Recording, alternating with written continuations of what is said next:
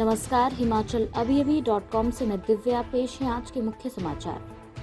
हिमाचल में भारी बर्फबारी, पूर्वोत्तर में बारिश के अलर्ट के बीच दिल्ली वालों को राहत।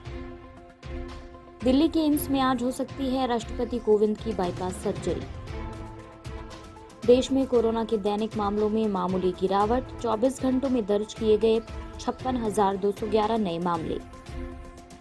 महाराष्ट्र में लॉकडाउन पर सियासत, सीएम उद्धव ने दिए लागू करने के संकेत तो एनसीपी और बीजेपी ने किया विरोध। महाराष्ट्र में होला मोहल्ला मनाने से रोका तो तलवारों से लैस सिखों ने पुलिस पर किया हमला, 17 आरोपी हिरासत में। 31 मार्च को चेक क्लियरेंस के लिए भारतीय रिजर्व बैंक ने जारी किए निर्देश। दिल्ली में बीजेपी नेता ने पार्क में फांसी लगाकर दी जान, नहीं मिला कोई सुसाइड नोट। अब समाचार विस्तार से। आपके स्वास्थ्य का प्रहरी श्री बालाजी हॉस्पिटल कांगड़ा हिमाचल।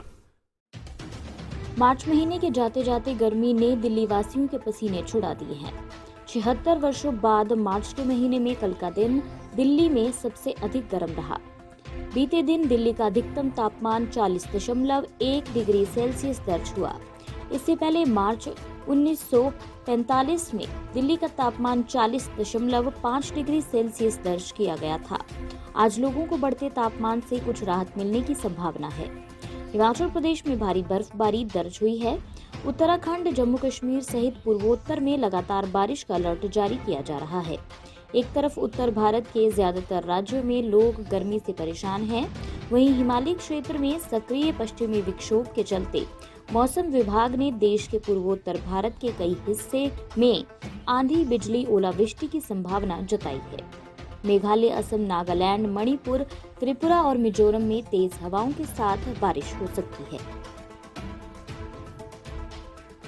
राष्ट्रपति रामनाथ कोविंद एम्स में भर्ती हैं। आज उनकी बाईपास सर्जरी किए जाने की उम्मीद है। बता दें कि 26 फरवरी को सीने में दर्द की शिकायत महसूस होने पर राष्ट्रपति आर्मी के रिसर्च एंड रेफरल अस्पताल पहुंचे और वहां पर जांच करवाई।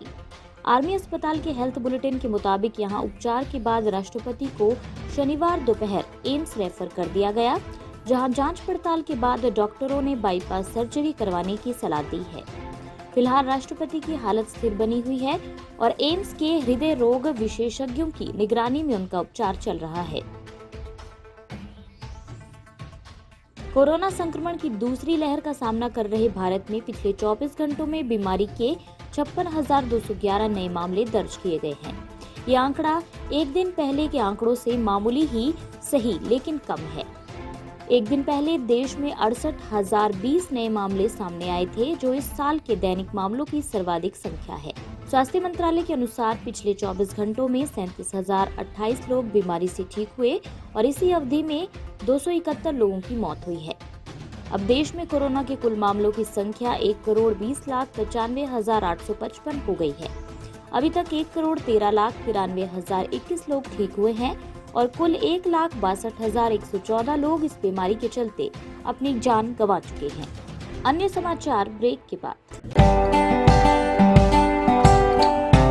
Shri Balaji multi speciality hospital Kangra, जहां आपको एक ही छत के नीचे मिले बेहतरीन चिकित्सा सुविधाएं, cardiology, laparoscopic, general surgery, neuro surgery, orthopaedics, paediatric, radio diagnosis, urology, gastroenterology, ophthalmology, pathology, medicine, anaesthesia और डेंटल जैसी अत्याधुनिक और बेहतरीन चिकित्सा सुविधाएं, 24 घंटे इमरजेंसी सुविधा, 9 बेड के साथ critical care unit, cardiac monitor और डिफिब्रिलेटर्स, सेंट्रल ऑक्सीजन लाइन और वेंटिलेटर सुविधा। हिमाचल प्रदेश के सबसे बड़े निजी स्वास्थ्य सेवा प्रदाताओं में से एक Shri Balaji multi speciality hospital Kangra राष्ट्रीय स्वास्थ्य बीमा योजना के साथ सूचीबद्ध Shri Balaji multi speciality hospital Kangra BPL परिवारों के लिए अस्पताल में कैशलेस भर्ती होने के साथ ही ईसीएच की भी सुविधा।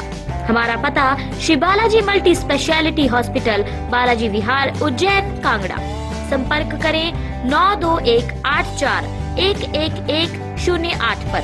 Shri Balaji multi speciality hospital Kangra.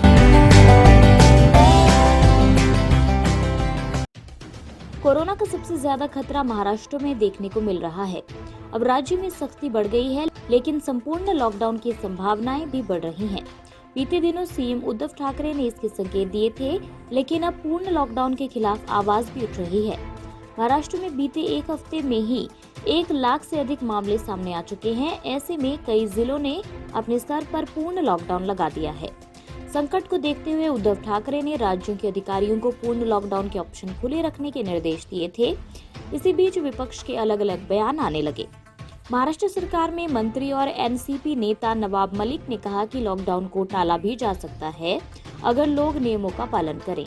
सिर्फ सरकार में शामिल एनसीपी ही नहीं बल्कि विपक्षी पार्टी बीजेपी भी संपूर्ण लॉकडाउन का विरोध कर रही है। देश भर में सबसे ज्यादा कोरोना संक्रमण के मामले महाराष्ट्र से आ रहे हैं। इसके बावजूद लोग गाइडलाइंस का पालन नहीं कर रहे हैं। महाराष्ट्र के नांदेड़ जिले में होली के मौके पर लॉकडाउन की सारी धज्जियां उड़ गई। यहां हजारों लोग गुरुद्वारे के पास लगी बैरिकेडिंग तोड़कर सड़क पर आ गए। इस दौरान गेट के पास तैनात 4 पुलिसकर्मी घायल हो गए। कोरोना की पाबंदियों के कारण प्रशासन ने होला मोहल्ला की इजाजत नहीं दी थी, लेकिन इसके बावजूद लोग सड़कों पर उतर आए। नांदेड़ पुलिस ने बताया कि गुरुद्वारा के बाहर पुलिसकर्मियों के साथ मारपीट और तोड़फोड़ के मामले में 17 लोगों को हिरासत में लिया गया है। साथ ही कई अज्ञात लोगों के खिलाफ दंगा और हत्या के प्रयास के आरोपों के तहत एफआईआर दर्ज की गई है। 31 मार्च यानी वित्तीय वर्ष का आखिरी दिन। इस दिन लेन देन को लेकर किसी तरह की दिक्कत ना हो, भारतीय रिजर्व बैंक ने बैंकों को सुचारू क्लियरिंग ऑपरेशन के निर्देश जारी किए हैं। यानी बैंक सरकारी खातों के सालाना लेन देन को पूरा करने के लिए चालू वित्त वर्ष के अंतिम दिन 31 मार्च को स्पेशल क्लियरिंग ऑपरेशन करेंगे। केंद्र व राज्य सरकारों के सालाना खाताबंदी से जुड़े लेन देन के संदर्भ में 2020-21 के लिए विशेष उपाय किए गए हैं। आरबीआई ने सभी बैंकों से क्लियरिंग सेटलमेंट अकाउंट में पर्याप्त राशि रखने की बात कही है।